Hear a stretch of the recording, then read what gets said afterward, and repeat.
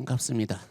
여러분들하고 함께 육조단경에 대한 공부를 짧은 시간이나마 같이 생각해 볼 수 있는 기회가 되기를 바랍니다. 육조단경이라는 책 이름은 말 그대로 육조 해능 스님의 법어집, 말하자면은 선어록 가운데 하나입니다. 육조단경은 현재 대한불교 조계종에서 금강경과 더불어 함께 이제 소위 경전으로 간주하고 있는 문헌 가운데 하나로서 중국 선종에서 또한 일본, 우리나라를 비롯해서 한자 문화권에서 형성되고 전개되고 또 발전되어 온 그 선종의 텍스트와 같은 그런 문헌에 해당합니다. 자, 조사 어로그 정수라고 저 이름을 붙여봤는데요. 조사라는 말은 중국 선종, 인도에는 사실 선종이라는 개념이 붙을 수가 없어요. 왜냐하면은 선은 일본에서 인도에서 형성되기는 했지만 그 선을 중심으로 한 하나의 교단 내지는 종단으로 형성된 것은 중국 불교에 들어와서 가능했기 때문에 선하면은 인도에서 연원한 말이지만 선종은 중국에서 형성된 개념입니다. 그 선종에서 가장 전형적인 인간상을 조사라고 합니다. 달마 조사로부터 유래된 저 말인데요. 조사라는 말은 석가모니 부처님의 깨달음, 즉 정법안장을 계승해서 후세에 전달시켜주는 그러한 존재, 이런 분들을 조사라는 말로 표현을 해왔어요. 그래서 중국 선종에서 조사를 전형적으로 내세운 이 까닭에 달마 조사로부터 형성된 선종의 선사상을 조사선이라는 말을 붙입니다. 그 조사가 중국에서 형성된 개념임에도 불구하고 8세기 무렵에 조사선이 정립이 되는 과정에서 인도로까지 거슬러 올라가서 인도에도 조사의 개념을 적용을 했죠. 말하자면은 인도 불교에까지 거슬러 올라간 겁니다. 본래 달마 조사로부터 유래된 거지만 부처님의 정법안장을 계승한 그러한 사실에 비추어 보아 부처님의 법을 누가 이어받았느냐? 마하가섭이 이어받았다. 그래서 마하가섭을 중국 선종에서는 선종의 초조라고 이야기를 합니다. 인도에는 선종이라는 말이 붙지 않기 때문에 그냥 선종의 초조라고 했는데 사실은 인도에는 선종은 없었다. 그 마하가섭으로부터 28대 조사를 설정을 합니다. 자, 중국의 보리달마가 선종을 처음 시작한 것은 불교가 발생된 지 한 1000년 이후 일에 해당합니다. 약 1000년이라면은 한 세대를 한 30년 남짓 계산을 해서 부처님으로부터 보리달마에 이르기까지 28대 조사를 설정을 하기 때문에 약 30년씩 계산하면은 1000년의 세월이 거의 얼추 맞아 떨어집니다. 그 28대 조사를 설정을 하고 중국에서 다시 달마 조사를 초조로 해서 육조 해능 조사에 이르기까지 6조사를 설정을 합니다. 그래서 인도의 28대 조사하고 중국의 6대 조사, 그래서 28조 더하기 6조는 33조라는 조사 명맥이 형성이 돼요. 34조가 아니라 33조입니다. 28 더하기 6 이후에 33입니까? 누가 이렇게 물어본다면 그게 맞아요. 달마대사가 한번 겹쳐졌기 때문에 인도 28대이면서 동시에 중국에서는 조조이기 때문에 삽삼조사라고 예로부터 말을 해왔습니다. 그 조사의 개념으로부터 시작한 중국 선종이 달마로부터 시작되었다고 봤을 때 지금까지 약 1500년 선종의 역사가 전해 내려왔는데요. 달마로부터 약 200년까지가 육조 해능 시대까지 해당합니다. 6명의 조사를 한 세대씩 계산하자면 200년 얼추 세월이 필요합니다. 그 6대 조사의 이름이 조계 해능이라고 그렇게 불립니다. 자, 조계 해능이라고 할 때 조계는 지역 이름입니다. 해능은 법명입니다. 그 선종 문헌을 얼추 살펴보면 당나라 시대 그리고 당이 멸한 뒤에 5대라는 시대가 있었어요. 그래서 당나라 시대하고 5대 시대까지는 대부분이 앞에 주석했던 지역 명칭을 먼저 붙입니다. 당나라 시대하고 5대에는 이런 점으로 보면은 조계 현흥은 조계에서 활동했던 현흥 스님입니다. 그런데 그 이후 송나라 때 이후로는 지역 이름이 거의 사라지고 앞에다 법호를 거의 붙입니다. 지역 명칭은 별로 붙이지를 않고 거의 이제 법호를 많이 붙입니다. 대예 종고할 때 대예가 산 이름은 아닙니다. 굉지 정각이라고 할 때 굉지도 산 이름은 아닙니다. 이제 송대에 와서는 앞에 법호를 붙이고 그 이전 당 5대에는 주로 지역 이름을 붙였죠. 자, 육조 단경이라고 하는 말은 그 중국 선종의 제6대 조사의 법어집인데 모든 어록에는 누구누구 어록이라는 말이 거의 붙고 있는데 요 육조 단경은 특수하게 또 단경이라는 이름이 그렇게 붙었어요. 그 육조 단경에서 단경이라는 말은 계단입니다. 계단. 우리나라는 통도사의 단일 계단이 지금 조계종 경우 있는 것처럼 계단을 설치하고 계를 수여하기 위해서 설치하는 무대 이런 의미가 단입니다. 육조 해능 조사가 24살 때 출가를 합니다. 그러나 아직 계는 받지 못한 상태였어요. 계를 받지 못한 즉 제가인의 신분으로 오조 홍인조사의 정법안장을 계승을 합니다. 굉장히 쇼킹한 사건에 해당합니다.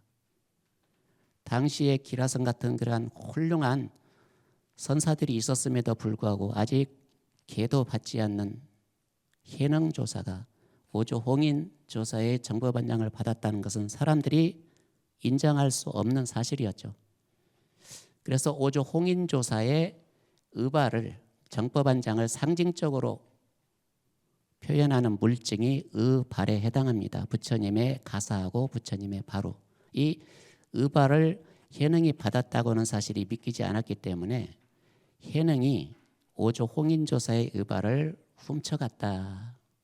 이런 소문을 내가지고 해능을 붙잡기 위해서 15, 16년간에 걸쳐서 해능을 쫓아다닙니다. 그 15, 16년간 도망을 하다가 676년 해능이 24살 때 집을 떠나서 드디어 39살 때 그때서야 계를 받아요. 그때 광주 법성사에서 인종법사가 계단을 설치하고 육조 해능한테 계를 주기 위해서 마련한 그 계단, 그게 육조단경의 단이라는 명칭입니다. 그리고 경이라고 하는 말은 아주 특수한 그런 경우에만 거의 붙이지 않았지만은 해능 스님의 법어집, 즉 어록에다 경자라는 말을 붙였어요. 그만큼 부처님의 말씀에 버금가는 훌륭한 설법이라는 것을 상징적으로 보여주는 용어가 됐습니다. 그래서 육조 단경이라는 말은 중국 선종의 제6대 조사가 계를 받을 때 그 계단에서 계만 받은 게 아닙니다. 정월 15일 정월 대보름날 머리를 깎고 2월 8일 날 수계를 할 때 수계에서 제6대 조사로 수락하는 설법을 합니다. 그때 그 수락 설법을 기록한 것이 단경입니다. 사실은. 그래서 수계할 때 받은 설법 내용하고 그 이후로 1년이 지나서 40살 때 조계 보림사라는 사찰로 가서 이후 37년간에 걸쳐서 줄기차게 설법을 합니다. 그 37년간에 걸친 설법을 보태가지고 단경이라고 하는 법어집을 만들었어요. 자, 육조 해능선사의 37년간에 걸친 법어를 그럼 기록한 사람이 있을 것 아닙니까? 그 기록한 사람은 법회라는 그런 제자였다고 그래요. 자, 법회라는 제자가 해능 스님의 평생 설법을 기록해서 그걸 엮어서 만들어낸 것이 육조 단경입니다. 줄여서 단경이라고도 하고 또 법보 단경이라고도 하는데, 그 단경의 첫머리에 이런 말이 있습니다. 한자로는 아래 보리, 자성, 본래, 청정, 단용, 처심, 직료, 성불이라고 되어 있는데요. 이걸 우리말로 번역해 보면 깨달음의 자성은 본래부터 누구에게나 청정하게 완성되어 있다. 그러므로 무릇 그 청정한 마음을 솔직하게 그대로 활용하면 곧바로 성불한다. 이 조사선의 사상적인 기치는 본래 성불이라고 하는 용어 한마디로 정의할 수가 있을 겁니다. 자, 본래 성불이라고 하는 말은 모든 중생이 다 불성을 구비하고 있다는 것은 경전에서 특히 열반경에서 했다고 우리 상식적으로 알고 있는 내용이겠지만, 불성을 갖추고 있는 것에 그치지 않고 중국 선종에서는 이미 부처가 되어 있다, 완성되어 있다, 이 말이 본래 성불이라는 용어입니다. 요 본래 성불이니까 중생이 없다는 그런 표현이기도 해요. 그 대의를 이렇게 표현을 했어요. 보리의 자성이, 깨달음의 성품이 본래부터 청정하다. 청정이라는 말은 완성이라는 의미입니다. 바람일이라는 의미예요. 우리 육바람일 할 때 바람일은 6개 덕목을 완성하는 것이지 시작하는 것이 아닙니다. 그 본래부터 보리의 자성이, 즉 깨달음의 성품이 완성되어 있다. 누구나 다 깨달아 있다. 다 깨달아 있기 때문에 굳이 깨달으려는 노력은 필요가 없다. 이미 깨달아 있기 때문에. 그래서 그것을 솔직하게 그대로 활용만 한다면, 내가 이미 갖추고 있는 것을 내가 활용만 한다면 그게 바로 성불이라는 그런 개념입니다. 이게 석가모니 부처님이 탄생하자마자 천상천하 유아독존이라는 말을 했다는데, 그 인간 선언만큼이나 육조단경의 바로 첫 대목에 이 말을 내놓은 것은 육조 해능스님의 법어가 모든 중생은 다 부처라는 전제하에 전개되고 있다는 것을 상징적으로 보여주는 대목이기도 합니다. 단경이 판본이 참 많아요. 그 가운데 현재 우리가 가장 많이 읽고 있는 판본은 종보본 단경이 있고 덕입본 단경이 있는데, 예로부터는 고려시대부터 덕입본 단경을 많이 의용을 했는데 최근에는 종보본 단경을 아주 많이 읽습니다. 그 종보본 단경의 첫 대목에 아주 선언적인 이 대목이 나와 있는 것은 앞으로 단경이 어떠한 성격을 지니고 있는가를 상징적으로 보여주고 있는 대목이기도 합니다. 자, 중국 선종 달마조사 이후로부터 중국 선종이라고 표현을 하는데, 사실 달마조사에 대해서는 실제로 인격적인 면모가 있기도 하지만 선종의 초조라고 하는 아주 신격화된 그러한 존재로 오늘날까지 부각이 되어 내려옵니다. 그래서 인격적인 면모는 거의 사라지고 신통을 부리면서 신격화된 존재가 당송 그리고 명청 오늘날에 이르기까지 달마가 가지고 있는 인기는 수그러들 줄을 몰라요. 그래서 오늘날에도 달마에 대한 그림만 가지고 있어도 집안에 길상을 불러온다든가, 달마를 모르고는 중국선을 이해할 수 없을 만큼 달마가 중국선의 대명사처럼 현재 이렇게 되어 있습니다. 요 중국 선종에서 내세우는 수증관이라고 하는 말은 수행과 깨달음의 관계를 어떻게 설정할 것인가. 보편적으로 보면은 오랜 수행 끝에 깨달음을 얻는다고 보는 것이 가장 보편적인 수증관일 겁니다. 부처님의 경우를 살펴보면 6년 동안 수행을 했다. 그리고 그 뒤에 깨달았다. 그런데 80세 열반에 드실 때까지도 계속 수행을 해요. 성불했다고 해서 수행을 그만두는 것은 결코 없었어요. 그러면 깨달음을 얻기 이전의 수행도 있을 거고, 깨닫고 나서 열반에 드실 때까지 했던 수행도 있을 겁니다. 깨닫기 전에는 깨달음을 목표로 수행한다 손 치더라도 깨달은 후에는 무엇을 목표로 수행을 계속하는지, 중국 선종에서는 바로 그 석가모니 부처님의 경우 깨달은 이후 열반에 드실 때까지의 그 수행, 이것을 수행의 성격으로 간주합니다. 그러니까 중국 선종에서 말하는 수행은 깨닫기 위한 수행이라기보다는 그 깨달음을 어떻게 유지하고 어떻게 실천하고 어떻게 보살행으로 승화시킬 것인지, 여기에 주안점이 있었어요. 달마조사 이후로 중국 선종에서는 수행과 깨달음의 관계에 대해서 한마디로 정해일체라는 말을 썼어요. 정이라고 하는 말은 선정을 의미합니다. 선정, 수행입니다. 해라고 하는 말은 지혜로서 깨달음을 가리키는 말입니다.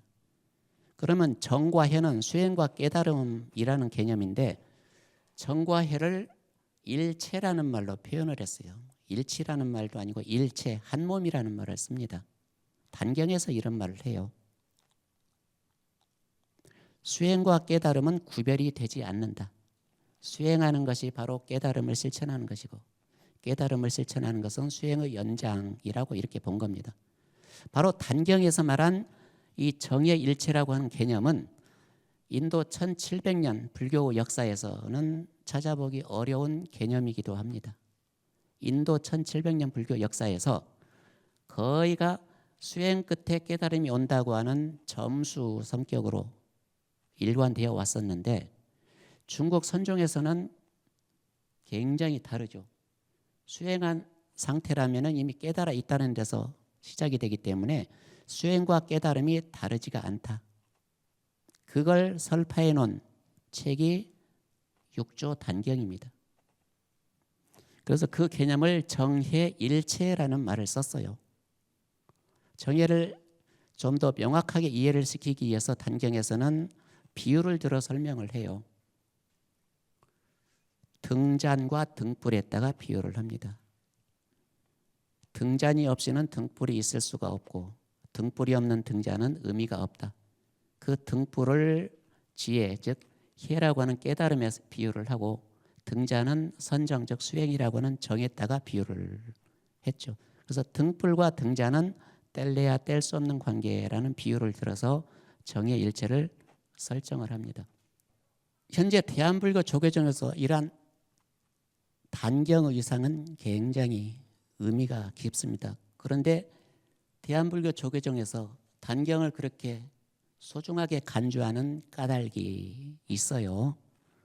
자, 조계종은 조계 해능의 법맥을 계승한다는 점에서 조계라는 명칭을 가지고 왔다고 합니다. 조계는 지역 이름입니다.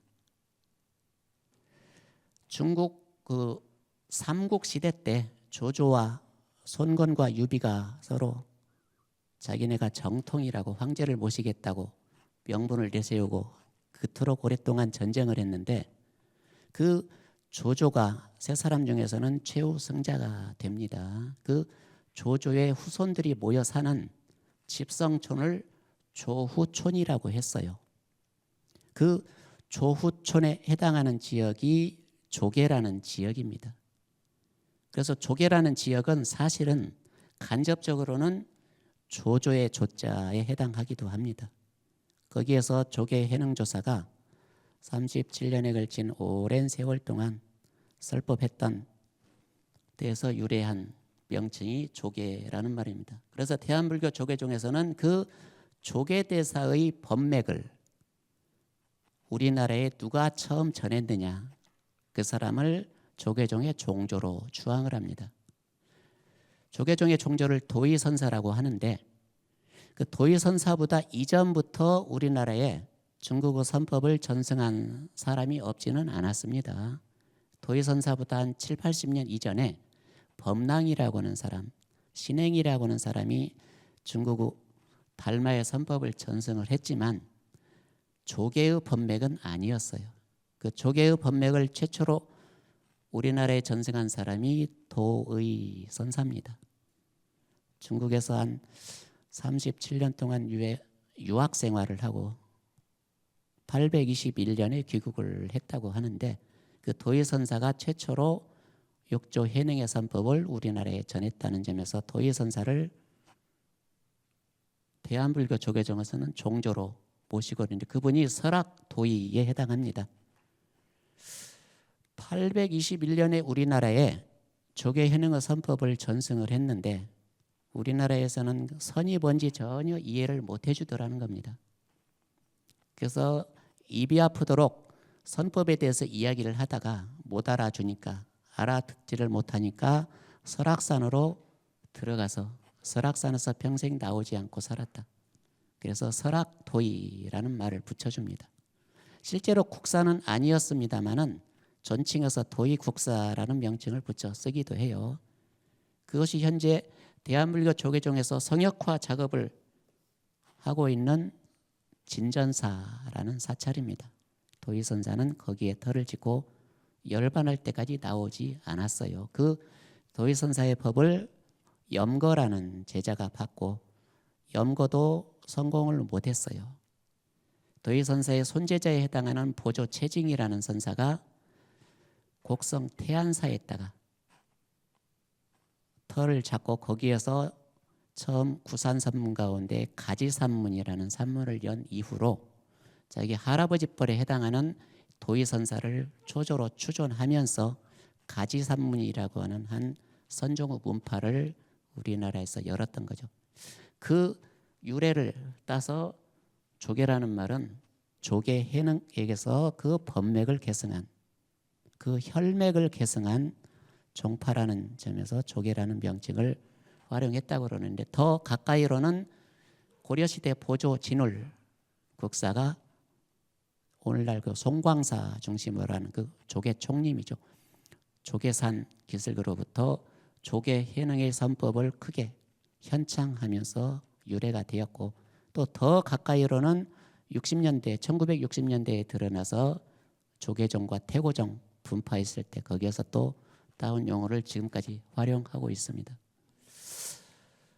앞서 단경은 여러 가지 판본이 있다고 그랬는데요. 요 인문학 독자를 위한 육조단경 이 내용은 종보본에 의거한 단경입니다. 종보본이라면은 종보라는 스님이 개판한 단경 이런 말입니다.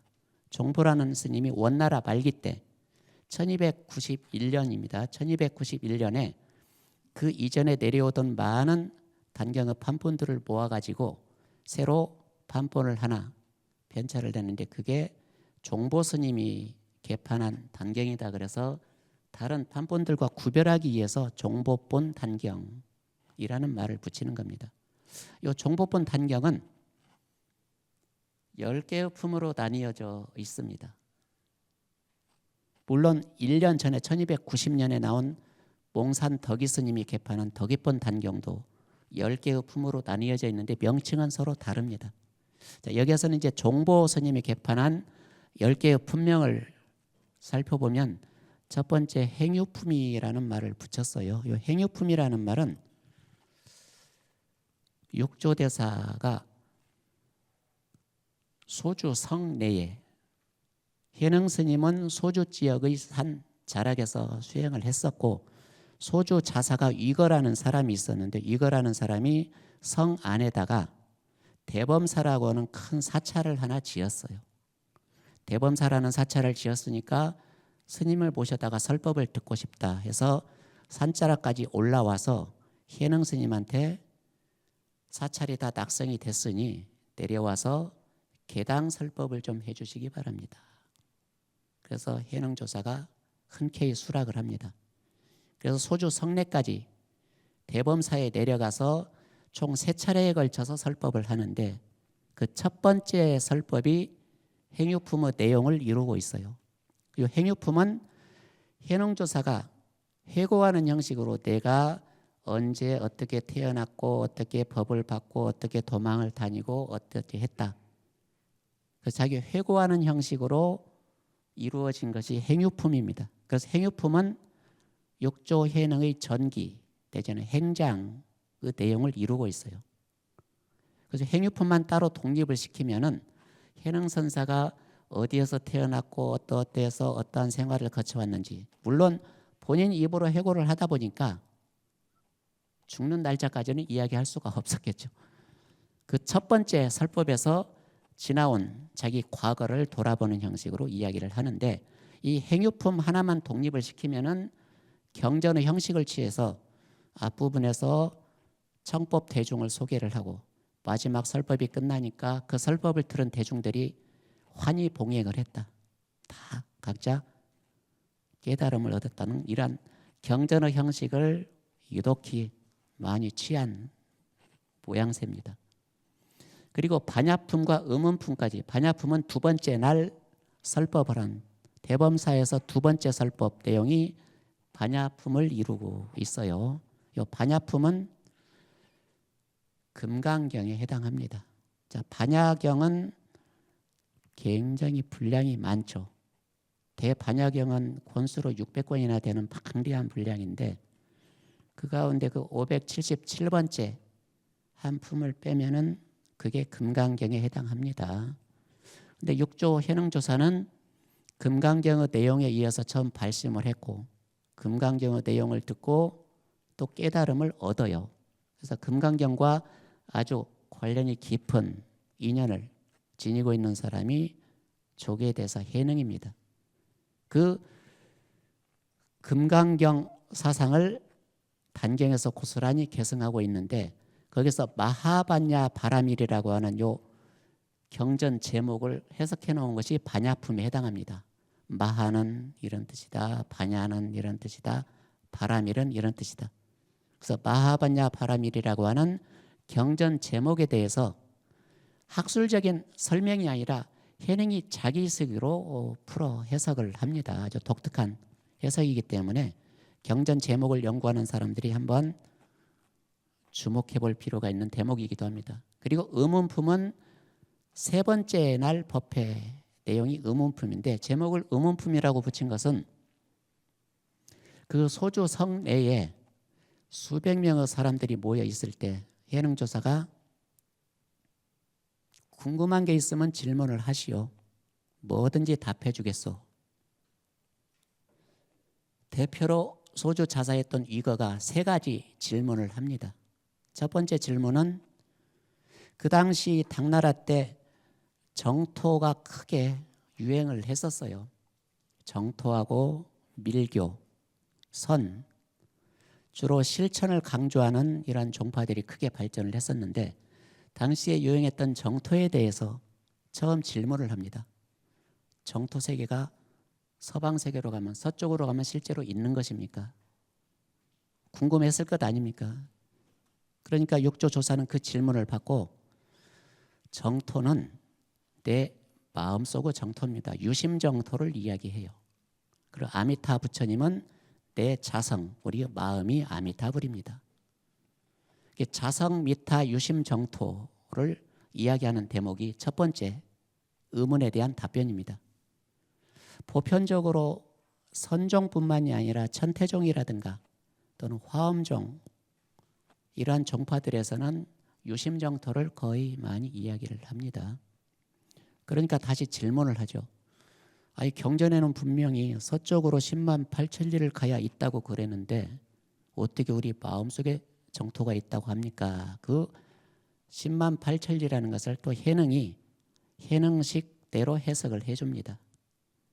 10만 리와 8천 리를 잘라가지고 우리의 마음속에 선심의 반대가 되는 시박심이 있는 사람한테는 10만 리 떨어져 있다고 이야기를 해요. 시박심을 가지고는 도저히 갈 수가 없기 때문에 10만 리 떨어진 셈이다. 그리고 8천 리는 8정도 상대 개념인 8사도, 마음속에 8사도를 가지고 실천하는 사람은 8천 리가 떨어져 있다. 그래서 우리의 마음속에 시박심과 8사심이 없으면은 갈 필요가 없다. 바로 내 마음 그대로가 정토다. 이런 설정을 해주니까 이거 자사가 크게 수긍을 합니다. 그 다음에 또 하나 의문은 양나라 무제하고 달마조사하고 만나서 무제가 달마를 추방했던 이야기에 대해서 도대체 누구한테 잘못이 있는 겁니까? 그걸 물어요. 양나라 무제하고 달마가 만나기는 만났던 모양입니다. 뭐 역사적인 사실 여부를 떠나서 무제하고 달마가 만났을 때 서로 생각하고 있는 견해 차이가 아주 커요. 양나라 무제는 본인이 황제가 되고 나서 많은 불사를 하고 많은 경전을 번역을 하고 사찰을 짓고 했기 때문에 공덕이 무척 많은 걸로 알고 있었답니다. 그래서 양나라 무제가 제 공덕이 얼마나 많습니까? 물어보니까 달마가 고개를 갸우뚱해요. 공덕이 많다고 질문하는 것이 너무 의외였던 거예요. 복덕이 얼마나 많습니까? 하면 억수로 받습니다. 답변을 했을 텐데 공덕이 얼마나 많습니까? 물어보니까 공덕은 하나도 없다고 이렇게 답변을 해요. 무제는 깜짝 놀랍니다. 억수로 많다는 답변이 나올 줄 알았는데 하나도 없다고 하니까 그때 무제는 복덕을 공덕으로 착각한 것이고 달마대사는 공덕과 복덕을 구별을 합니다. 공덕은 자기 마음을 깨달아야 쌓이는 거고 복덕은 마음을 깨닫지 못해도 보시를 하면 복덕은 충분히 쌓을 수가 있다. 달마가 생각하는 개념하고 무제가 생각하는 개념, 공덕과 복덕의 차이가 이렇게 크기 때문에 우리 단경에서는 공덕과 복덕의 차이를 5가지로 나누어서 설명을 합니다. 그렇기 때문에 무제의 잘못이지 달마대사의 잘못이 아닙니다. 현행은 이렇게 결론을 맺습니다. 세 번째 질문부터 이야기할까요? 제가인의 수행 방식에 대한 이야기를 합니다.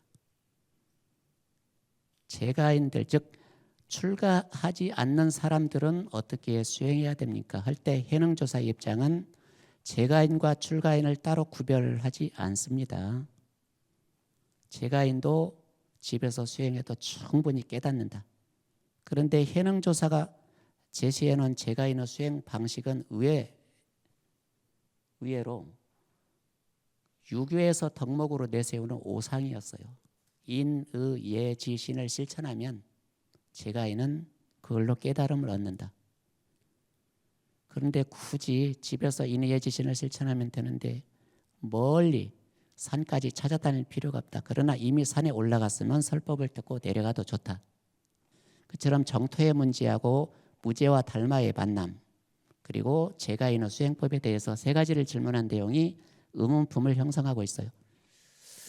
그 다음에 정예품은 아까 앞서 언급한 정과 해, 수행과 깨달음의 관계를 아주 명쾌하게 중국 선종의 하나의 시금석과 같이 확정을 해놓은 것이 정예품에 해당합니다. 어찌 보면 육조단경의 가장 핵심적인 부분이 제사 정예품이기도 합니다. 이 정예품부터는 다시 보림사로 올라와서 보림사에서 했던 설법 내용입니다. 언제 했는지 날짜는 알려져 있지가 않습니다. 날짜를 기록을 안 해가지고 젊었을 때 했던 건지 늙음하게 했던 건지 구별을 할 수는 없어요. 그 다음에 좌선품은 좌선에 대한 이야기를 하는데 해능의 설법은 굉장히 독특합니다. 좌선을 우리는 일반적으로 좌선으로 해석을 하는데 해능은 좌와 선으로 나누어서 또 따로따로 설법을 합니다. 좌라는 것은 밖에서 오는 유혹에 흔들리지 않는 것, 선은 내 내부에서 마음에서 산란심이 일어나지 않는 것. 이건 어떤 경전에서도 볼 수 없는 해능식 해석입니다. 그리고 좌선이라는 개념을 앉아서는 참선 정도의 의미로 끝내지 않고 좌선의 개념을 모든 수행의 개념으로 확장을 시킵니다. 좌선은 걸어다니고 앉아있고 누워있고 앉아있는 4가지 동작 가운데 하나의 좌선이 아니라 모든 선수행을 좌선으로 정의하고 나아가서 좌선의 개념을 깨달음으로까지 의미 확장을 합니다. 그래서 좌선이 가지고 있는 의미는 단경에서 굉장히 보편성을 지니게 됩니다. 그 다음에 6번째 참회품이 해능조사가 39살 때 광주 법성사에서 계를 받을 때 그 계를 받을 때 했던 수락설법 내용이 참회품에 해당합니다. 그래서 이 참회품은 순서를 보면은 당시 수계하는 순서가 어땠는지 대략 짐작할 수가 있어요. 했던 순서대로 기록을 해놓으면 여기에서도 전부 다 마음속의 법문으로 설정을 합니다. 가령 사홍서원도 자성을 앞에 붙여서 오늘날 우리가 없는 자성중생서원도 이 자성이 붙는 말은 현행이 단경에서 제시를 했던 내용이기도 합니다. 삼기위도 또한 5분 법신양도 삼신에 대한 사상도 전부 다 자성을 앞에다 뒤집어 씌워요. 그래서 마음속의 삼신, 마음속의 사홍서원, 마음속의 5분 법신양 마음의 법문으로 일관했던 내용이 바로 이 참회품에 잘 드러나 있습니다. 그 다음에 기연품이라고 하는 것은 이제 후대에 현행의 설법이라기보다는 후대에 제자들이 자꾸 보충해 넣은 것 같아요. 그래서 기연품은 13명의 제자들하고 현행이 만나서 주고받거니 하면서 현행한테 법을 통해서 깨달음을 얻는 과정을 기록해 놓은 부분이 기연품에 해당합니다. 13명에 대한 내용이 재미있는 이야기식으로 전개가 되어 있어요. 그 돈전품이라는 말은 이 육조단경을 읽어나가는 또 하나의 그러한 키워드는 단경은 현행 조사의 법어인 만큼 현행의 남종, 당시에 상대적으로 있었던 신수의 북종 개념으로 나누자면 현행의 남종이 정통이고 상대방에 있었던 신수의 북종은 정통이 아닌 반계다. 이러한 구조 속에서 만들어진 것이 육조 단경입니다. 왜냐하면 육조 단경이 약 780년 전후에서 처음 세상에 출현합니다. 780년이라면은 현행 스님이 713년에 입적한 이후 약 70여 년 지나서 어록이 만들어져요. 근데 그 70여 년 사이에 신수를 중심으로 한 북종은 반계로 취급이 되었고 현행의 남종이 정통으로 바뀌는 사건이 일어나요.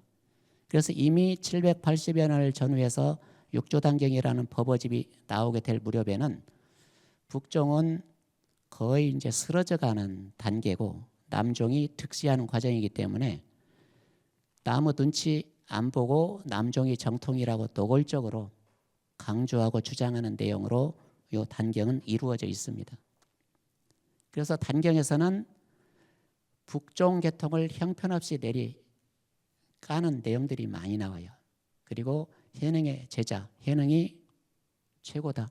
이러한 구도 속에서 만들어진 것이 이 육조 단경이기 때문에 돈전품이라고 하는 말은 도노와 점수를 가리키는 말입니다. 현행의 가르침은 도노로 정의를 했고 상대방에 있었던 신수의 북종의 가르침은 점수라는 말로 의도적으로 이러한 차별을 지어가지고 도노와 점수의 차별성을 설명하는 대목입니다. 이게 돈전품에 해당합니다. 그리고 선조품이라고 하는 말은 선자라든가 조자가 붙으면은 황제의 명령을 상징합니다. 현행조사는 평생 당나라 장안과 낙양이 서울이었는데 서울에 가본 적이 없었던 것 같아요. 그 중국 유일무이한 여황제였던 측천무호가 현행조사를 장안으로 불러들였지만 코로나에 걸렸다고 핑계대고 안 가요. 두 번째는 또 중종 황제가 불렀을 때도 신종플루에 걸렸다고 또 핑계대고 안 갑니다. 세 번째는 측천무와 중종 황제가 두 사람이 함께 현행을 불렀지만 또 몸살이 났다고 몸살기가 있다고 핑계대고 안 가요. 황제가 3번 불렀는데도 안 가는 배짱은 어디에서 나왔는지. 그래서 세 번째는 너무 미안했던지 황제가 보낸 사신, 설간이라고 하는 사신인 이름인데요. 설간을 향해서 현행이 설법을 해줍니다. 설간은 현행의 설법을 비단에다가 곱게 기록을 해가지고 그걸 중종 황제에다 갖다 바쳐요. 그러니까 중종 황제가 그 설간이 가지고 온 비단자락에 씌어져 있는 법어를 읽고 감동을 해가지고 많은 또 물품 보답한다고 많은 선물을 보내죠. 3번이나 다 거절한 이 이야기가 9번째 선조품에 해당합니다. 자, 이 말은 그냥 이야기로만 받아 넘길 것이 아닙니다. 중국 선종에서 정통과 반계를 판가름하는 가장 핵심적인 기준이라면은 달마의 법을 누가 받았느냐. 달마의 법을 받았으면 정통이고 달마의 법을 받지 않았으면 반계의 취급을 받아요. 무제하고 달마대사 이야기에서 무제는 권력을 상징을 하고 달마대사는 권력에 빌붙지 않는, 권력에 아부하지 않는 아주 순수한 선법의 실천자로 등장을 합니다. 그래서 무제가 달마를 추방했다는 이러한 이야기는 권력과 순수한 선법 사이는 서로 조화를 이룰 수 없다는 상징적인 의미입니다. 그것을 무제가 달마를 추방했다, 뭐 이런 이야기로 둔갑을 시켰죠. 그런 점에서 달마는 권력을 가까이 하지 않는 순수한 선법 실천의 소유자로 설정이 되어 있는데, 해능과 상대적인 위치에 있었던 신수대사는 95세의 나이에 국사가 되었어요. 즉 천무한테 국사로 제수되어 장안까지 갔습니다. 거기서 101살, 약 6, 7년 동안 국사를 지냈어요. 그 사실을 가지고 해능의 제자들은 신수 국사야말로 서울에 가서 국사를 지냈으니까 권력을 탐한 사람이 아니냐. 권력을 탐했으니까 달마조사의 법맥을 개성할 자격이 없다. 반면에 우리 해능 조사는 황제가 3번이나 불렀는데도 서울에 가지 않았다. 그만큼 권력을 가까이 하지 않고 선법을 실천한 사람이기 때문에 달마의 법맥을 신수가 이었다고 보는 게 좋은지 해능이 이었다고 보는 게 좋은지, 그건 당연히 해능이 이었다고 보는 것이 적절하다. 그러니까 우리가 정통이다. 뭐 이런 이야기예요. 그것을 상징적으로 뒷받침하기 위해서요 선조품이라는 품명을 단경의 따에 못 박아 집어 넣어놨어요.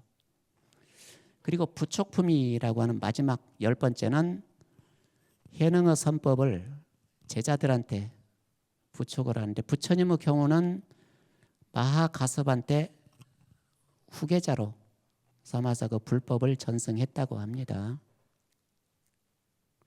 그 1250 대아라한 가운데 왜 하필 마하가섭이었을까?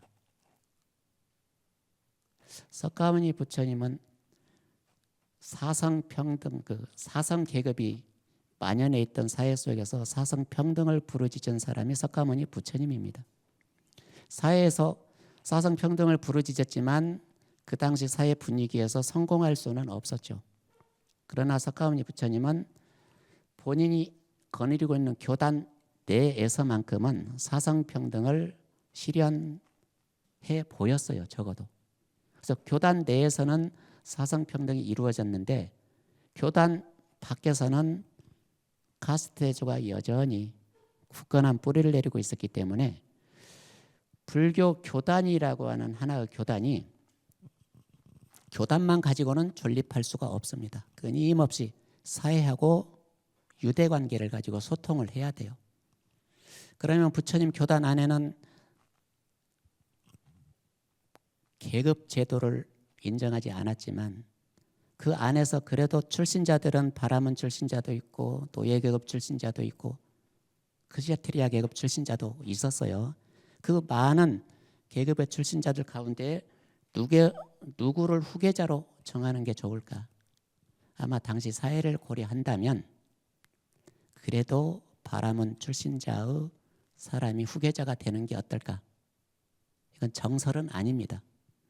그런 많은 이제 개연성을 이야기해요. 그래서 가섭으로부터 달마를 거쳐서 해능에 이르기까지는 단 한 사람만 정통으로 설정을 합니다.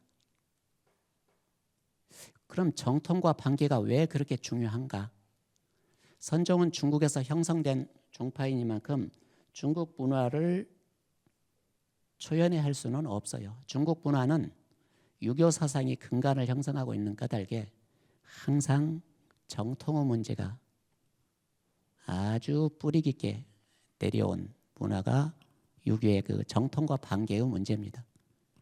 그래서 중국의 뿌리를 내린 선종이 정통의 문제를 신경 안 쓸 수가 없어요. 그래서 해능에 이르기까지는, 달마로부터 해능에 이르기까지는 정통을 한 사람만 인정을 해요. 정통은 두 사람이 있을 수가 없다는 겁니다. 그러나 이제 해능 밑에는 해능한테서 깨달음을 얻은 제자가 43명이 배출이 됩니다. 정통 선법을 전해주는 것은 부처님 정법안장을 전해주는 것인데, 그 상징적으로 부처님 가사와 부처님 바로를 전해주는데 42개의 그 짝퉁을 더 만들지 않고서는 다 전해줄 수가 없어요, 현실적으로. 그래서 해능 때까지 와서는 더 이상 한 사람의 정통을 파괴해버립니다. 해능 이후부터는 한 사람이 정통이 아니라 여러 사람이 정통이 되는 거예요. 그래서 그 의발, 가사하고 바로를 해능까지 전승됐지만 해능이 더 이상 전할 수가 없다는 사실을 단경에서는 오조 홍인의 입을 통해서 이런 말을 합니다. 이 의발은 가지는 것은 정통이고 갖지 못하는 것은 반개다. 정통과 반개는 목숨을 뺏고 빼앗는 대단히 심각한 이러한 사건이기 때문에 너한테서 더 이상 끊고 전하지 말아라. 오조 홍인의 입을 통해서 이런 말을 합니다. 그래서 해능이 본인이 가진 의발을 더 이상 전하지 말라고 오조 홍인이 당부를 했으니 그걸 어떻게 활용을 합니까? 두 가지 이야기가 기록이 되죠. 하나는 황제한테 갖다 바쳤다. 3번이나 황제 초청을 거절했기 때문에 그나마 이제 좀 체면치레 해드린답시고 설관한테 의발을 해서 황궁에다 갖다 바쳤다. 그래서 황궁에서 내불 땅을 만들어 놓고 조석으로 예불을 했다.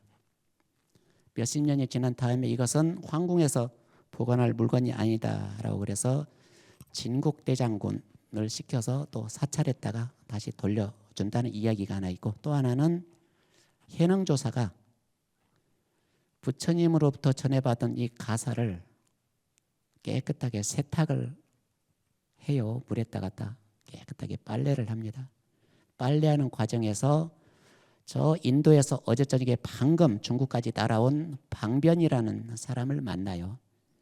그 방변한테 내 모습을 한번 만들어 봐라 해서 방변이 손재주가 있습니다. 진흙을 가지고 육조 형상을 만들어요. 한 20cm 정도 크기로.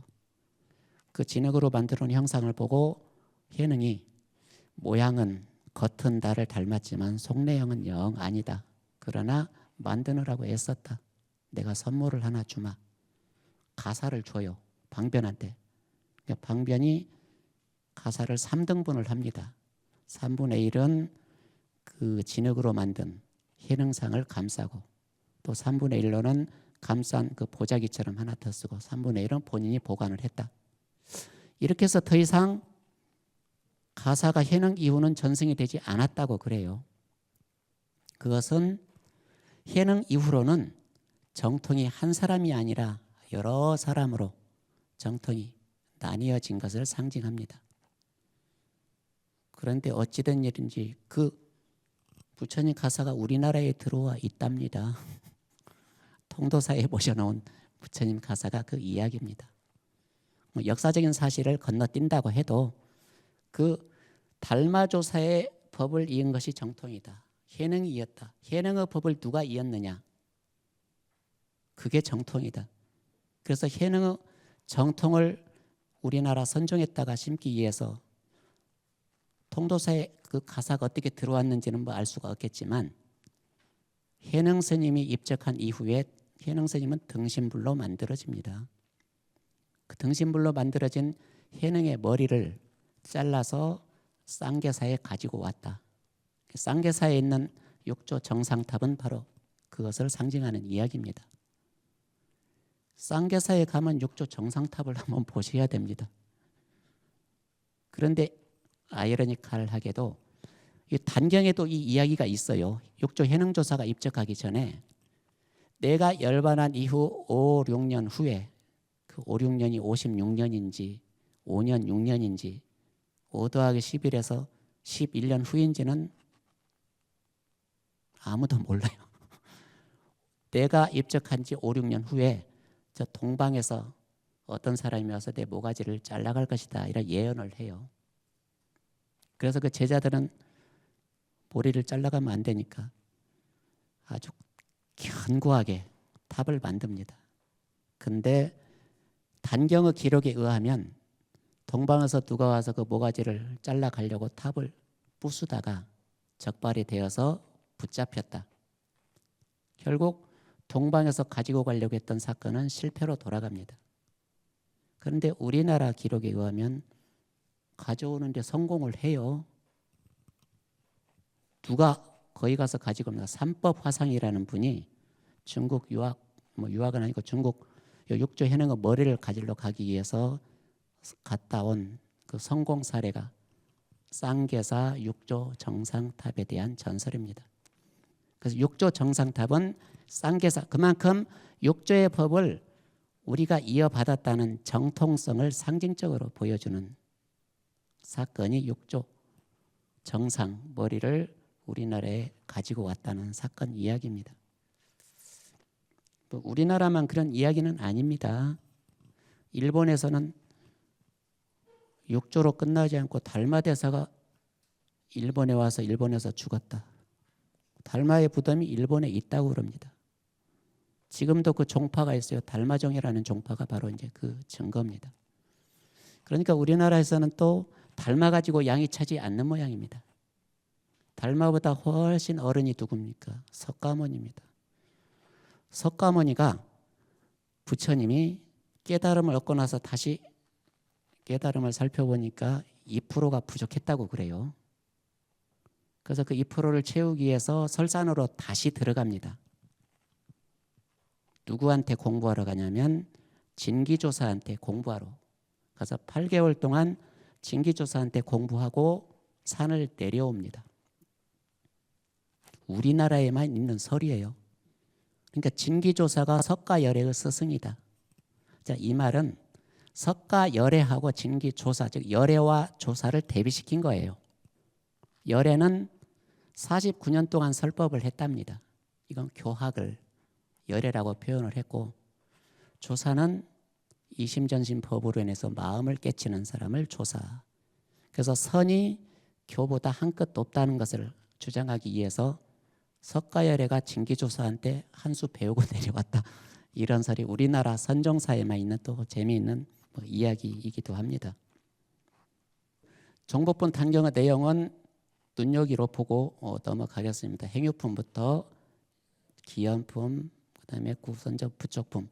요 10개의 품은 개별적인 것이 아니라 종합적인 면모를 주제별로 나누어서 편성했다는 점인데, 각 10개의 품으로 나뉘어져 있지만 전체를 또 하나의 품으로 보면 또 하나의 품으로 이해할 수가 있는 내용입니다. 요 남종 법맥의 정통성을 주장, 이 내용은 꼭 살펴봐야 될 중요한 하나의 그 내용입니다.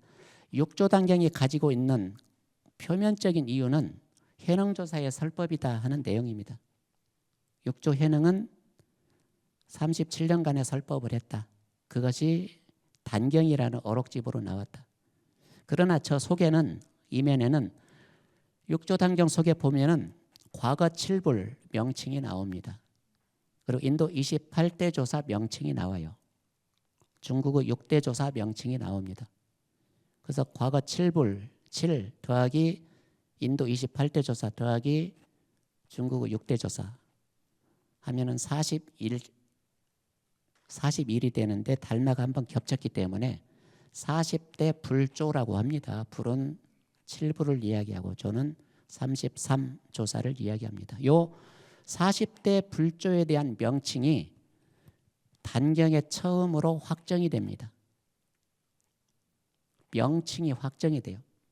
물론 8세기 때 780년을 전후해서 단경이 처음 출현할 때 그 단경에 40대 불조의 명칭이 확정된 것은 그 이전에 이미 천태종에서 24조서를 주장했던 마하지관의 영향을 이제 벤치마킹해서 삼은 것이기는 합니다만 선종의 문헌으로서 조사의 명맥을 명칭으로 확정한 것은 단경에서입니다. 이 단경은 왜 그러면은 40대 불조의 명맥을 거기에다가 기록하지 않으면 안 되었을까? 북종에 대해서 남종이 정통이라는 것을 족보를 활용해서 분명히 못 박아두려는 그러한 의도가 있었어요. 그래서 그대로 법어까지는 수록을 하지 못하고 명칭으로 확정을 합니다. 단경에서. 이것은 단경이 가지고 있는 속 내용을 보면은 전등사서의 성격을 가지고 있다. 이 전등사서에 초석이 되어 있다는 겁니다. 전등사서라는 말은 붓다의 정법안장을 계승해 나간 일종의 족보에 해당하는 것을 전등록 내지는 전등사서라고 합니다. 전등의 역사를 기록한 책이라는 점에서 전등사서라는 말을 써요. 이 전등사서의 최초의 모습이 육조단경입니다. 여기서 40대 불조의 법맥을 확정을 하고 이후에 이 명칭만 있었던 것을 뒤에 법문까지 같이 붙여서 확정한 것이 이 약 21년 뒤에 나온 801년에 나온 보림전이라는 책에서 전등록이죠. 보림전이라는 전등록에서는 그 과거 7불에 대한 법어까지 인도 28대 조사의 법어, 중국 6대 조사의 법어까지 확정을 해뒀죠. 보림전에서 완성이 됩니다. 현행은 일자무식이었는가? 이것도 또 하나 단경을 읽을 때 한번 생각해 보아야 할 주제이기도 합니다. 현행은 신수와 비교하자면은 홍인조사의 700 제자들 가운데 신수는 현행보다 32살 연장자입니다. 신수는 시운 6살이었고 현행은 24살이었어요. 그리고 신수는 키가 아주 커요. 오늘날 말하면 한 1m 80은 됐던 것 같고 현행은 한 1m 50 정도 됐었던 것 같아요. 또 인물로 보면 또 신수가 아주 신수가 훤해요. 현행은 겉모습 보면 비교가 안 될 정도입니다. 그리고 신수는 홍인조사의 상수제자입니다. 제2인자였어요. 현행은 아직 계도받지 않는 행자 신분이었습니다. 그토록 격차가 큰데도 불구하고 홍인은 현행한테 법을 전했다.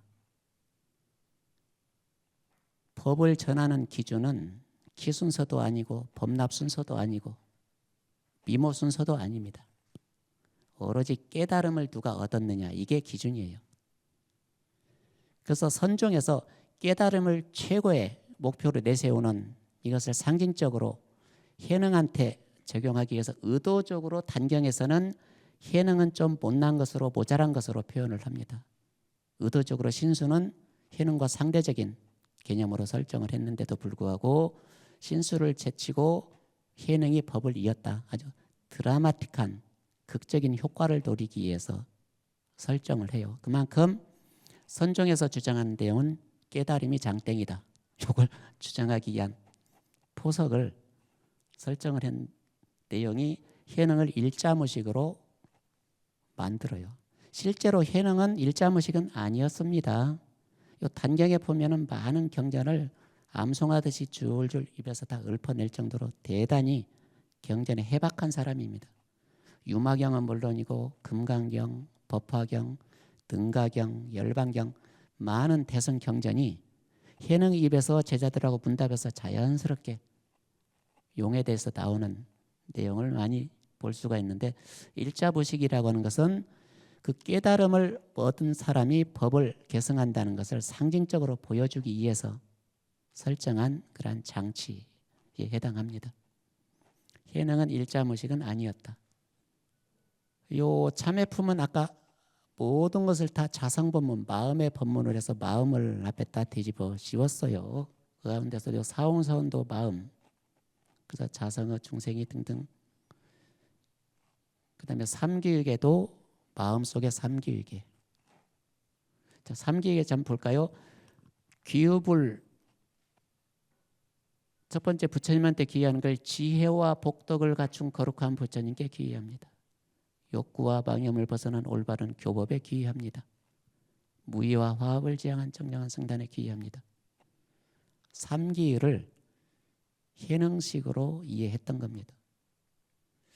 그 다음에 삼신불에 대해서도 법신불과 화신불과 보신불, 여기는 또 독특하게 법신, 화신을 먼저 두 번째로 넣었어요. 법신, 화신, 보신. 이것도 전부 다 마음속에 법신불, 마음속에 화신불, 마음속에 보신불로 설정을 합니다. 그리고 아까 의문품에서 이거자사가 해능한테 질문한 세 가지, 거기에서 정토와 관련된 내용에서도 유심정토, 자성미타를 설법을 합니다. 또 단경에 보면은 신통력이 자주 나와요. 부처님은 제자들한테 함부로 신통력을 부리지 말라, 부득이하게 방편으로 활용하라고 이야기를 하셨다고 그러는데, 단경에서 보면은 행요품에서 도피 생활에서 산속에 들어가서 해능이 내려오지 않으니까 해능을 붙잡겠다고 산에 전부 다 불을 질러버렸어요. 다 죽기 싫으면 나오라. 근데 바위에 앉아서 딱 좌선을 하니까 바위까지 침범을 못했다. 앉아있던 바위에는 지금도 가사 자국이 선명하게 남아있다. 이런 이야기예요. 또 가사를 전수하고 자객을 만난 나는 지철이라는 사람이 북종 사람인데, 남종에서 하도 허튼 소리를 하니까 해능을 죽이기 위해서 자객을 보냈는데 그 사람이 지철입니다. 신통력으로 지철을 제압해서 자기 제자로 만들어가는 이런 이야기가 7번째 기연품에 나옵니다. 또 조금 전에 이야기했던 6조 정상탑, 내 모가지를 잘라갈 것이니까 잘 지켜라 하는 그런 이야기. 또 뒤에 이제 부록으로 6조대사 연기외기라고 해서 6조의 행장, 간략한 행장이 따로 붙어 있습니다. 6조대사 연기외기. 외기라는 말은 본 단경에 따로 덧붙인 바깥 기록 뭐 그런 정도의 의미인데요. 거기에 보면은 연못에 있는 용을 제압해서 용을 굴복시킨 이야기가 있습니다. 용이 사람들을 하도 괴롭히니까 해능이 용하고 내기를 해요. 서로 신통력 겨루기를 합니다. 용한테 너는 크게만 변할 줄 알았지 작게는 변할지 모르지. 약 올리니까는 나 작게도 변할 줄 안다 해서 아주 용이 작게 변해요. 그럴 때 해능이 그 작은 몸이 내 밥그릇 속에도 들어올 줄은 모르지. 그러니까 의기양양의 밥그릇에 들어갈 때 뚜껑을 딱 닫아버렸다. 그래서 용을 제압해가지고 사람들의 환난을 없애주었다. 그런 이야기. 그리고 단경 속에는 이제 출가와 효도 사이에서 고민하는 이야기가 나옵니다. 해능은 오늘날 우리나라의 그 노가 가운데 풍천노가가 있습니다. 그 풍천노가가 해능의 노가입니다. 범양 노씨가 오늘날 우리나라는 이제 노씨에도 몇 가지 갈래가 있는 모양인데요. 그 풍천노가인데 그 노행도였어요. 아버지는 직장살이를 하다가 뭐 그 당시 IMF가 왔는지 아무튼 구조조정으로 잘렸어요. 그래서 더 이상 살지 못하고 지역 영남 지방으로 내려가서 화병에 걸려가지고 오래 살지 못하고 돌아가셨죠. 해능이 3살 때. 그래서 홀어머니가 남아 계셨기 때문에 해능은 홀어머니를 놓아두고 출가한다는 것은 당시 중국 사회 관습상 용납이 안 되는 일입니다.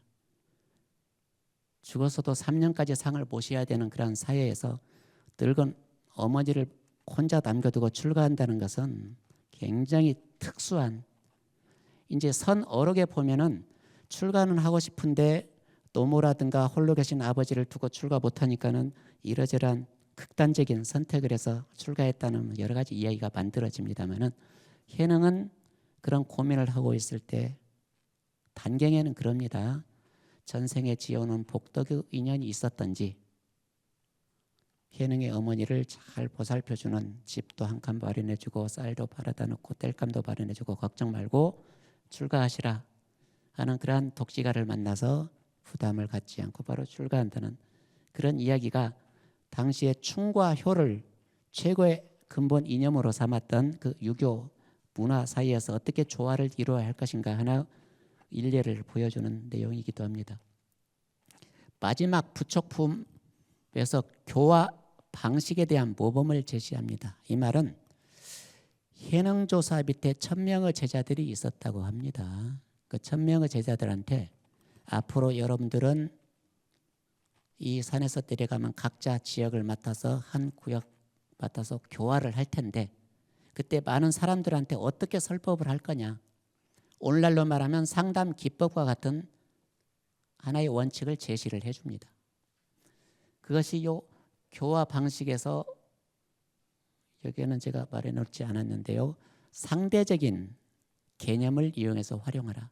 예를 들면은 누가 낮에 대해서 물어보면은 밤을 상대시켜 가지고 낮의 개념을 이해시켜라. 젊음을 질문을 하면은 늙음을 가지고, 밝음을 가지고 질문하면은 어두움을 가지고, 항상 상대적인 36가지의 개념을 도입해서 설법을 하면은 내 의도에서 벗어나지 않을 것이다. 제자들한테 이후 세계를 염려해주는 교화 원칙에 대한 내용을 10번째 부촉품에서 설정을 해주고 있어요. 그리고 마지막 대목에 해당할 텐데요. 단경이라고 해서 경이라는 말이 붙은 것과 무관하지 않는데, 육조단경은 중국 선종의 역사에서 거의 초기에 해당하는 어록입니다.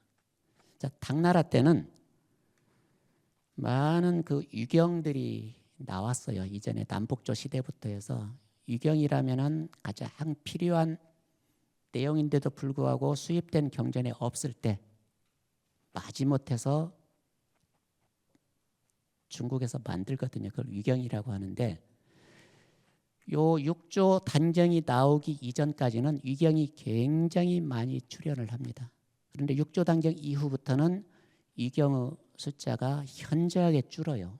그 내용은 중국에서 특히 선종에서 요 조사라는 개념은 부처님을 대신하는 인물로 등장을 합니다.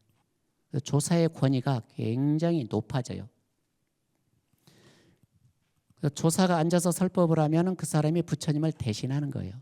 그래서 조사의 권위가 이렇게 높아지다 보니까 조사의 말씀 한마디 한마디가 부처님의 말씀과 진배 없이 취급을 해요. 그래서 그 조사의 어록을 실명제로 기록을 합니다. 조사의 어록은 거의 실명제입니다. 그 이전에 나왔던 유경의 경우는 실명제가 아니죠. 그냥 부처님 설이라 해서 불설 무슨 경 그렇게 붙였는데, 조사의 어록이 나오면서 조사의 이름을 실제로 집어넣습니다. 그러니까 유경으로 나올 만한 많은 내용들이 실명제로 되어 있는 어록으로 등장함으로 인해서 유경이 현저하게 줄어들고 어록이 아주 우후죽순처럼 많이 드러나는 그 시발점이 됐던 것이 요 육조 단경입니다. 그래서 단경은 조사의 권위를 그만큼 크게 고양시켰던 그런 점에서 경이라는 말을 붙여도 이상할 게 없다. 거꾸로 이제 어록이 그렇게 유행하다 보니까 5대 송대를 내려오면서 부처님의 경전을 부처님 어록이라고 하는 말이 또 나와요. 부처님도 그게 어록이 아니냐. 제3자가 기록을 했고 부처님 설법했다. 이만큼 어록의 권위가 높아졌기 때문에 어록에 기록되어 있는 한마디 한마디는 부처님의 말씀과 진배 없이 귀중한 그런 말씀들로 자리를 잡아요. 그래서 그 많은 어록되어 있는 한 대목 한 대목을 뽑아가지고 금과 옥조처럼 100직씩 엮어서 묶어내는 공안집이 이후 송나라 때는 등장합니다. 그 공안집은 경전에 있는 말씀도 제법 들어있지만 거의 대부분은 권위가 높았던 조사의 어록에서 발췌한 내용들입니다. 중국 선종의 최고의 모델은 조사입니다. 마치 대승불교 최고의 모델이 보살인 것과 마찬가지로 그 조사의 정신을 구현을 하고 조사의 정신으로 살아가는 이러한 중국 선종의 성격을 우리는 조사선이라고 합니다. 그러니까 조사선은 정리하자면 달마 조사로부터 유래한 명칭이다.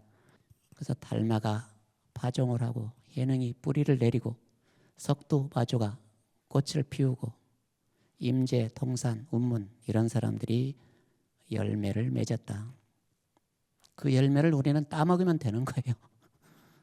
맛이 어떨는지는 각자 다르겠습니다만은, 자, 단경은 바로 그 조사어로고 초창기 모습을 보여주고 있다는 점에서 그 하나만 가지고도 단경의 출현의 의미는 지극히 크다고 이야기를 합니다. 이 단경이 고려시대 중기에 보조 스님 시대에 우리나라에 들어온 것 같아요. 물론 이제 전설적인 이야기로는 신라 말기에 아까 쌍계사의 육조 정상을 가지고 왔다고 하는 그 삼법 화상이 어떤 형태로든지 단경이라는 책의 형태를 받았다는 전설적인 이야기가 있습니다만은, 아마 공식적으로는 고려 중기 보조 진울 국사 시대에 우리나라에 단경이 수입된 이래로 진가 개심을 거쳐서 이후로 거의 더 깊은 단경으로 전승이 되어 내려옵니다. 1290년에 몽산터기가 개판한 더 깊은 단경으로 내려오다가 20세기 후반에 와서 그 신수대장경의 종보본 단경이 수록되는 바람에 오늘날 우리나라에서 단경은 종보본 단경이 또 많이 읽혀지고 있기도 합니다. 그런 점에서 저도 종보본 단경을 근거로 해서 이 내용을 한번 써본 겁니다. 자, 이것으로 인해서 오늘 6조 단경에 대한 대략적인 몇 가지 설명을 좀 해보았습니다. 어느 정도 이해가 되었는지 도움이 되기를 바랍니다. 감사합니다.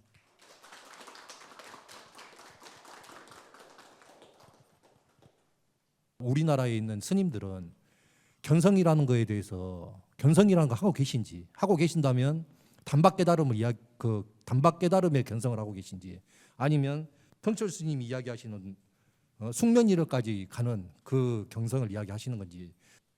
여러분들이 많이 들어왔음직한 이야기인데, 그 진울 선사는 도노 점수를 이야기해요. 도노 점수를 이야기하면서 도노라는 건 있을 수가 없다. 그 이야기를 뭐라고 하냐면은, 지금 요 찰나만 보니까 도노에 해당하지, 그 도노도 이전부터 많이 축적되고 누적되어 오는 숙세의 수행이 쌓이고 쌓여서 이번에 터진 것이다. 그런 점으로 보면은 점수 아닌 게 없다, 이런 말을 해요. 법집 벼랭록 조례 병입 사기에서. 그건 현실적으로 이해하기 참 쉬운 그런 내용이기도 합니다.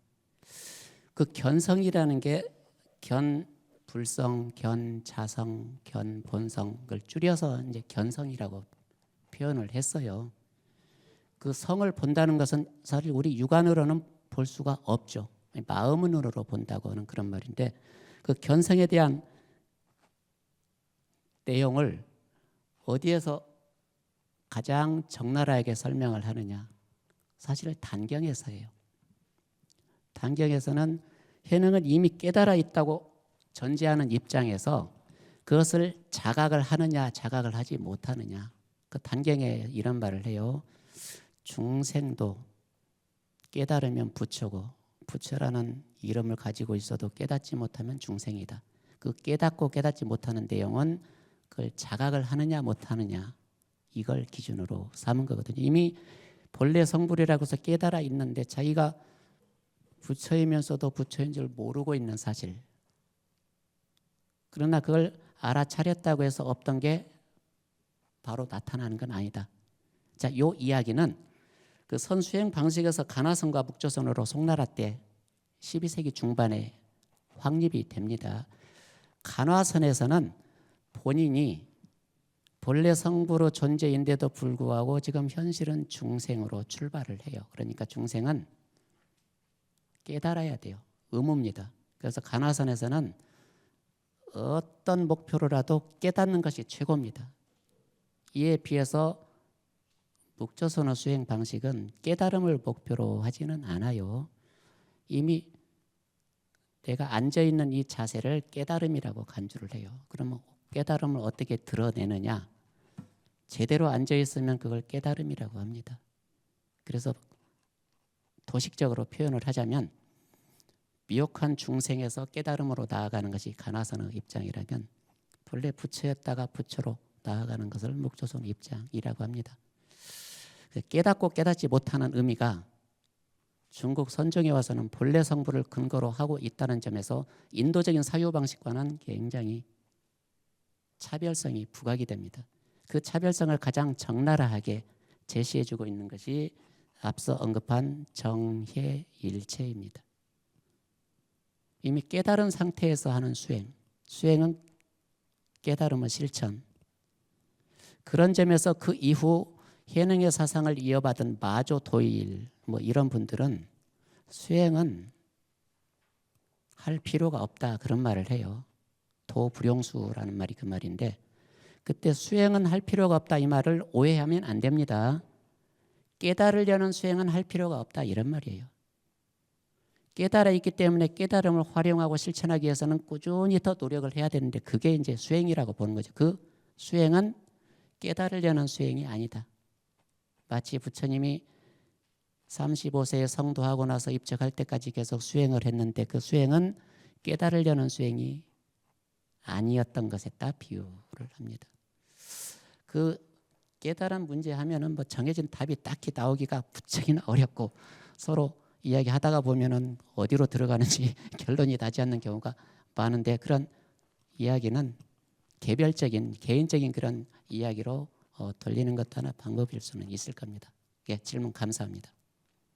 선생님께서는 공부해 오신 그 쭉 불교에 대해서 공부를 많이 해오셨는데, 화를 어떻게 다스린다고 이렇게 나와 있거나 혹은 어떻게 다스리는지요? 그게 저는 궁금합니다. 단경하고 연결이 될는지는 모르겠습니다. 화가 안 일어나면 최고죠. 그러나 일어난 화는 내비두면 또 안 되죠. 그런데 선수행에서 번뇌를 다스리는 방법으로 대치를 하자면, 살아있는 사람이라면 번뇌가 안 일어날 수가 없어요. 모든 살아있는 사람은 다 번뇌가 일어납니다. 거기에서 정작 중요한 것은 그 번뇌가 일어나는 줄 알아차리는 것. 왜냐하면 번뇌는 호련히 일어났다가 호련히 사라진다고 해요. 즉 실체를 인정 안 하는 거예요. 그러니까 화라는 것도 내가 화가 나 있구나 알아차리면 화는 실체가 없으니까 없애려고 하지 말고 무시하는 겁니다. 내비두는 거예요. 이게 우리 선수행에서 망념이 일어나면 망념인 줄 알아차려라. 그러면 저절로 사라진다. 이게 선수행에서 마음 다스리는 최고의 요술, 중요할 요자는 요술이라고 합니다. 염기즉각, 각지즉실이란 8글자로 이야기를 했는데요. 이것은 이미 그 치문에도 나와 있는 말이기도 해요. 번뇌가 일어날 때 번뇌를 자꾸 없애려고 하면 오히려 거기에 더 끌려가니까 없애기 전에 이건 번뇌다, 이건 화다 이렇게 알아차려라. 그러면 그 번뇌는 실체가 없다고 인정을 하라. 실체가 없으니까 내비두면은 안개 사라지듯이 저절로 사라진다. 너무나 태평스러운 답변인가요? 아마 내비두는 것도 하나 방법일 겁니다. 그러니까 단번에 깨달음이라는 게 제가 책을 보면서 마치 요술을 부리듯이 깨닫고 싶을 때가 있지 않습니까? 한 번에 딱 어느 날 순간적으로 깨달았다 뭐 이런 거 있지 않습니까? 뭐 아까 깨닫고 그분의 싶다고 말씀이 해서 그거하고 연관이 된 게 아닌가 싶어서 조금만 예, 개인적인 말씀을 좀 해주셨으면 좋겠습니다. 금강경의 경전 가운데 아주 유명한 사구계로 언급되어 있는 응무소주 이생기심, 그 말을 현행이 처음 듣고 깨달은 건 아니에요. 그 말을 듣고 발심을 한 거예요. 그래서 나도 그 공부해보고 싶다 해서 출가하려고 마음을 먹었는데 도모가 혼자 계시더라. 고민하다가 어떤 독지가의 도움으로 어머니를 안심시켜 드리고 홍인을 찾아갔죠. 거기에서 8개월 동안 방화를 쪄요. 그때 이제 진정한 공부가 된 거죠. 8개월 동안 방화 찐 뒤에 홍인조사의 부름을 받고 조실에 들어가서 홍인조사가 금강경을 처음부터 강의를 해줘요. 해능한테. 그러자 그 응무소주 그 대목에 이르렀을 때 마음이 활짝이 열렸다.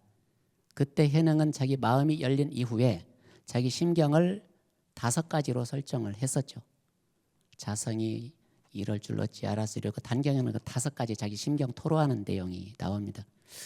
그러니까 처음 듣자마자 바로 깨달았다는 표현보다는 그것이 처음 발심의 계기가 됐고 발심 뒤에 해능의 경우는 시간적으로 한 뭐 7, 8개월 된 것 같아요. 그 뒤에 홍인조사의 설명을 들으면서 마음이 활짝이 열려가지고 그때 깨달은 거지 시장통 지나가다가 경전 없는 소리 듣고 깨달았다 표현은 올바른 건 아닌 것 같아요. 제 개인 생각입니다.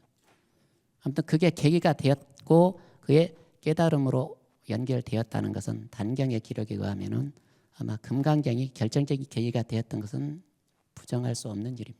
응무소주 이생기심 있지 않습니까? 예, 그 뜻을 제가 정확히 몰라서 질문드리고 싶은데요. 응무소주라고 하면 그러니까 마땅히 그러니까 머무는 바 없이 이렇게 좀 이해할 수, 그러니까 뭐 집착 없이 뭐 이런 식으로 이해할 수 있을 것 같은데요.